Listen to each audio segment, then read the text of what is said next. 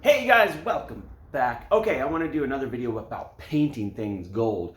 Now this is aimed toward my C3PO builder friends, but this could be applied to anything you need to make come in gold, especially for something that you're going to see on camera versus something you see in person. I'll get into that in a minute.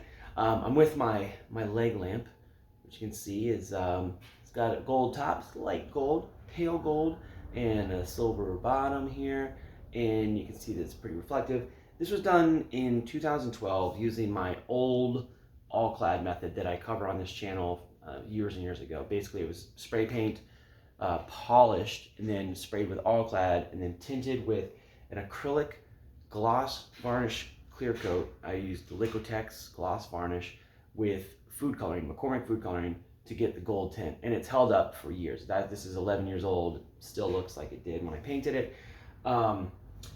But I came up with a new method that's almost as good quality-wise as far as the look, maybe better in some ways.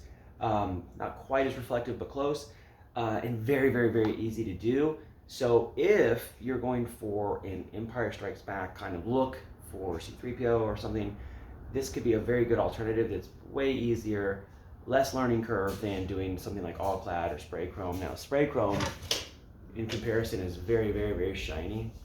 I mean, it's like mirror, literally like mirror reflective, super, super reflective. This is something I covered in some other videos. We're not talking about that today. This is just for an example. But I did this experiment the other day with this. You can see it's pretty reflective. It's almost as reflective as it, not quite, pretty close. The gold is nice and even. And I was trying to emulate a Empire Strikes Back kind of finish, a base finish, or Return of the Jedi. So in those films, the C3PO suit is very dulled down. I think they do it just to keep reflections of camera crew and lighting and so forth to a minimum.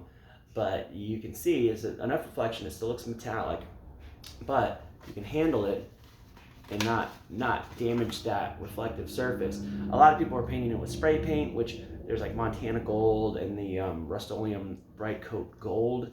Looks pretty good for a little while, but it's very, very susceptible to fingerprints, and if you touch it forever, it will ruin the finish. Whereas this, I can put my hands on it, doesn't do anything. So I blended some of my techniques here. I used kind of this technique, and I basically took this, I just shot it with this, which is Rustoleum Bright Coat Chrome, not gold. This is the chrome, it's silver. Which is pretty nice looking reflective chrome paint. Again, very susceptible to fingerprints. Even when it's been drying for weeks, if you handle it, it starts to dull really fast. So I used the Bright Coat Chrome, and I did the same technique as before where I use a high gloss acrylic varnish. This time I just bought the cheapest stuff, Deco Art. You can get this at most craft stores. And food coloring to tint it, to get my gold tint. Again, I did a very similar thing years ago. This time, instead of brushing it on, because back when I did this, I couldn't get the stuff to spray properly without getting like weird fine air bubbles in the finish.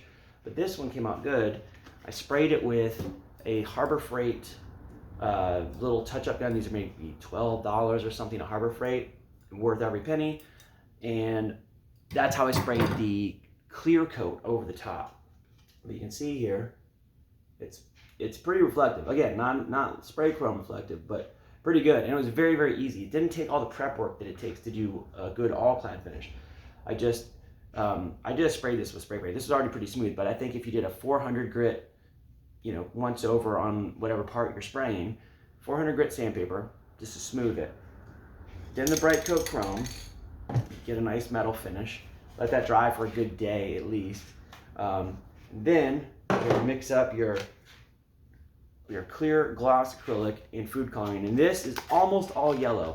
I did a tiny bit of red, but even then it's almost too much, so it's going to look very orange like this when you're spraying it. But this is about 2 ounces ish of the clear acrylic with maybe 8 drops of yellow food coloring and 1 drop of red, and it's still slightly too red. I would say maybe, you know, double the amount, and then still just 1 drop of red, like maybe 16, like if you did 4 ounces of clear, I'm like rambling here because I'm making this up as I go. I'm literally like, when I work on these things, I make it up. I'm like, what will work?